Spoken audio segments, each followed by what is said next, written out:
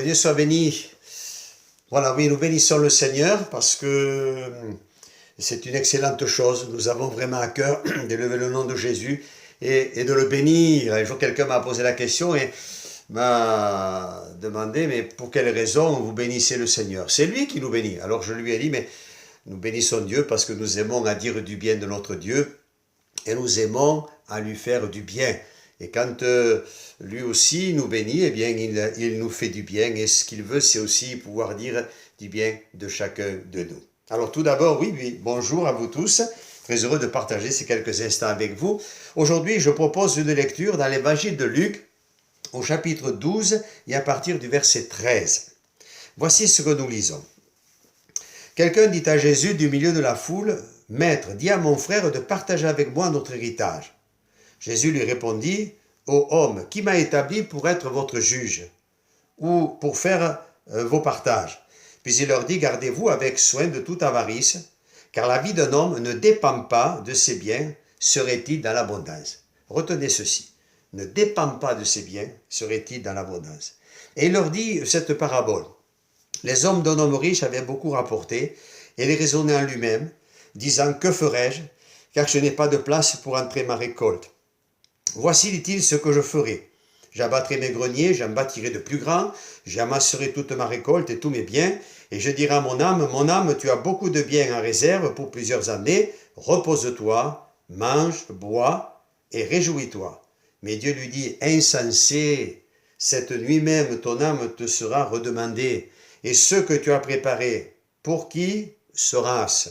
Il en est ainsi de celui qui amasse des trésors pour lui-même et qui n'est pas riche pour Dieu. » Voyez mes amis, celui qui n'est pas riche pour Dieu, c'est quelqu'un qui va se perdre. Le texte le dit ici, au travers de cette parabole, Jésus veut nous montrer que la vie d'un homme ne dépend pas de ses biens. Cet homme était dans l'abondance, il a une bonne récolte, il se dit je vais abattre les greniers, je vais en construire de plus grands, et puis il dit mon âme, mange, bois, réjouis-toi. Ça c'est pas le lot de l'âme, hein. Ça c'est le lot de l'être physique. Manger, boire, se réjouir, quoique l'âme se réjouit. Mais l'âme, elle a besoin d'une autre nourriture. Vous voyez, c'est pas de manger, de boire, tout ce qui peut être concernant ce qui est terre à terre, comme nous le voyons ici. Bien sûr que l'âme, elle a besoin d'être nourrie et elle a besoin d'être désaltérée, mais de ce qui est de la parole de Dieu, de ce qui sort de la bouche de Jésus, ça nous nourrit. Vous voyez, cet homme, il se trompe, il a ici un faux raisonnement, et la Bible nous dit que Dieu va parler à cet homme, et Dieu va dire à cet homme, mais tu es un insensé, parce que cette nuit même, ton âme te sera redemandée. Et tout ce que tu as là comme bien matériel, mais pour qui sera-ce? Le Seigneur voudrait que nous puissions bien comprendre et saisir aujourd'hui que ce qui est important pour nous, c'est la présence de Jésus. La vie d'un homme ne dépend pas. La vie d'un homme, la vie ici-bas et bien sûr la vie éternelle, tout cela ne dépend pas de ces biens matériels que nous pourrions avoir. Merci Seigneur, quand on a des biens matériels, quand on se rend compte que Dieu pourvoit aisément à notre besoin. Et si quelqu'un n'était pas dans ce cas de figure, eh bien j'aimerais vous dire que Dieu peut pourvoir aussi à ton besoin, Seigneur, parce que toi, peut-être ton âme, elle est abattue. Peut-être que ton âme, tu es comme brisé intérieurement, parce que tu es en souci. Si nous avions continué la lecture, on se serait rendu compte que le Seigneur dira, mais ne vous inquiétez pas, ne vous inquiétez pas. Les oiseaux, ils ne sèment ni ne moissonnent, et le Père qui est dans le ciel prend soin d'eux, et dans bien d'autres domaines. Vous voyez, ce qui est important, c'est de réaliser que notre vie, elle dépend que d'une seule chose. Elle dépend de la présence de Dieu dans notre être tout entier. Que ce soit concernant le corps, concernant l'âme, concernant l'esprit, je crois que Dieu doit être ça. C'est lui qui dirige notre vie, que son nom soit loué. La vie d'un homme ne dépend pas de ses biens. La vie d'un homme ne dépend pas non plus de sa religion, de ses connaissances. Vous avez un homme dans la Bible qui s'appelait Nicodème. Nicodème, c'est un religieux et on a beaucoup de respect pour tous ceux qui ont des religions, mais cet homme va venir dans l'évangile de Jean au chapitre 3e, il vient vers Jésus de nuit parce qu'il a peut-être peur un peu du cas, dira-t-on, et le texte nous dit que, il dira Jésus, mais personne ne peut faire les miracles que tu fais si Dieu n'est avec lui.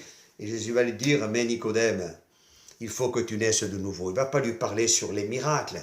Il va lui dire, Nicodème, si tu veux aller au ciel, si tu veux aller au ciel, eh bien il faut que tu naisses d'eau et d'esprit. Vous le lirez dans l'évangile de Jean, au chapitre 3e. Le Seigneur est en train d'exhorter cet homme. Il ne lui dit pas, tu es bien, tu es religieux, reste comme tu es. Il lui dit, mais tu devrais connaître ces choses, Nicodème. Quand tu me poses la question, faut-il que je rentre dans le sein de ma mère et que je naisse à nouveau? Non. Mais non, ça c'est la chair. Et vous savez, la chair et le sang, ça ne nous apporte pas grand-chose. Ça nous donne la vie. Dieu soit béni pour le sang qui coule dans nos veines, pour tout ce qui nous donne de pouvoir vivre, mes amis, mais ce qui fait du bien à notre être intérieur, à notre âme, eh bien c'est la présence de Dieu. Tu ne sais pas ces choses, Nicodème? Tu devrais savoir que dans l'Ancien Testament, dans Ézéchiel, au chapitre 36, toi qui connais la parole, que Dieu a dit, j'ôterai votre cœur de pierre, je vous donnerai un cœur de chair. La vie d'un homme ne dépend pas non plus de ses œuvres et de ses capacités. Vous avez l'apôtre Paul, qui était un homme remarquable, un homme de Dieu extraordinaire, non pas de sa personne propre, mais parce que l'extraordinaire, le Dieu vivant et vrai, le miraculeux, le tout-puissant habitait cet homme, animait la vie de cet homme.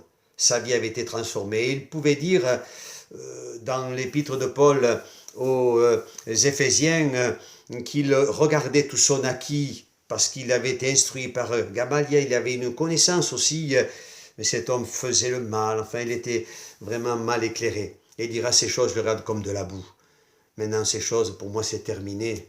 J'ai Jésus dans ma vie. Et il dira dans 2 Timothée, vous pourrez le lire également, c'est au chapitre 1er verset 12, cet homme dira, mais maintenant je sais en qui j'ai cru. Il ne dit pas « je sais en quoi je crois », mais il dit « je sais en qui j'ai cru ». Pour terminer, bien-aimés, chers amis, la vie d'un homme ne dépend pas de ses richesses. Il y a des gens, ils ont des biens matériels, ils pourraient aller dans les meilleurs restaurants, ils n'ont pas d'appétit.